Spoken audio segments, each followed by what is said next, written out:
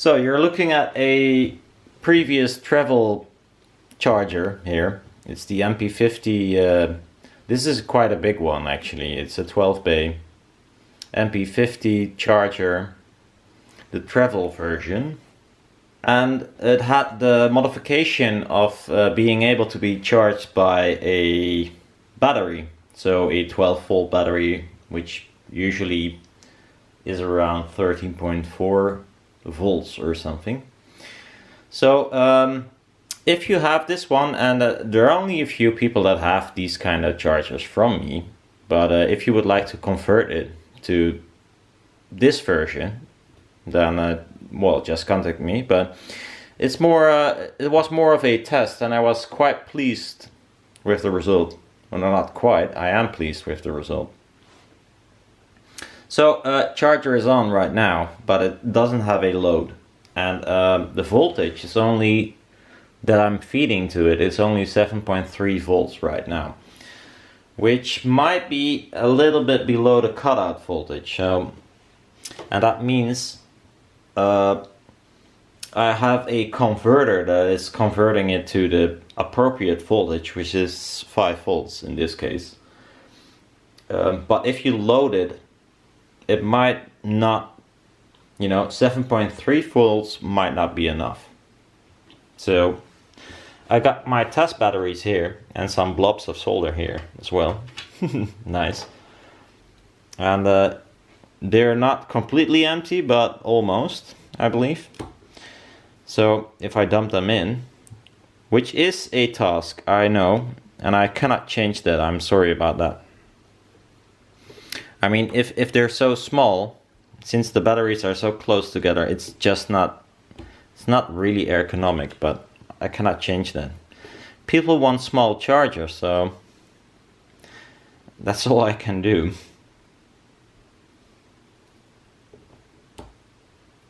And they are small. I think I lost one battery, so we'll have to do with 11 instead of 12, which is not a big deal, I think. So I dumped them in. We'll take a look at my power supply, the test power supply. So it says 7.3 volts, which is, I think, too low. So you're good to go with 12 volts or 10 volts, that's fine. So if your battery is almost empty at 10 volts, that will be disastrous maybe for most equipment, but it will survive. It will still charge your batteries. But the nice thing is, even if you look at the lights, I also measured it, of course, but it's just not in this setup. If I increase the voltage,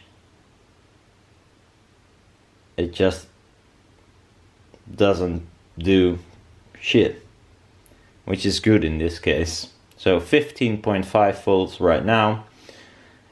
If you would like to charge this with, for instance, your battery is dead, you lost the charger, which would be weird, but you could use a laptop charger with the same connection, because that would be 19.5 maybe, somewhere in this region.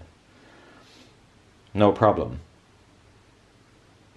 And my power supply doesn't go up to 30, but it goes to 28.8. Weird number. Maybe with this I'll reach, oh, I do reach 31 even. Okay, so anyhow, it doesn't care. So it takes 25.2 watts, and it should take sort of similar at a lower voltage.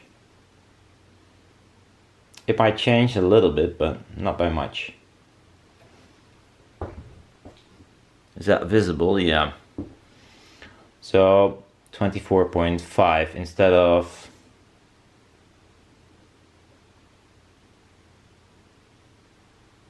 25.1. The reason for that is if you feed it like 31 volt, it becomes a little bit less efficient, so it's turned into heat. especially if you move it down, you probably will see the same, I think. Not sure yet.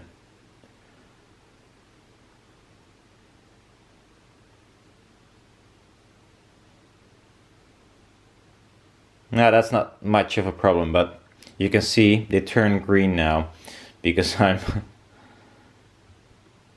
below the voltage. Yeah, it cuts out.